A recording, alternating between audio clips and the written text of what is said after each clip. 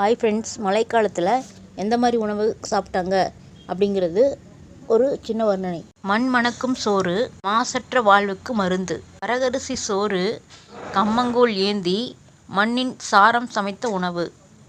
களி பிடிக்கும் விரல்கள் கேழ்வரகு கூழில் களி உருண்டை காரம் நிறைந்த குழம்போடு சேரும். கள்ளமில்லா மனதோடு சுவையும் சேரும். அம்மியின் சுவை சின்ன வெங்காயம் பச்சை மிளகுடன் அம்மியில் அரைத்த காரச்சட்னி. 1000 நோய்களை விரட்டும் சத்து. ஈசல் புற்றில் புரதச்சத்து. வறுபடும் போதே நாவில் நீர் ஊறும். கொள்ளு ரசம் காய்ச்ச கருவாட்டு தொக்கு மணம் வீச நெய் ஊற்றி உண்டால் நிச்சயம் ஆயுள் நீளும்.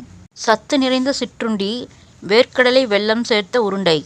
வாழ்க்கையின் சுவையைச் சொல்லும் வந்தாரை வாழ வைக்கும் கிராமத்து உணவு.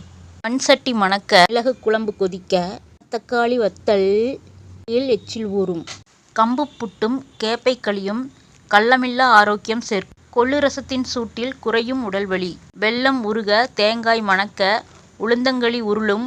மாப்பிள்ளை சோதியும் வாழைப்பூ வடையும் மறந்த சுவைகளை மீட்டும்.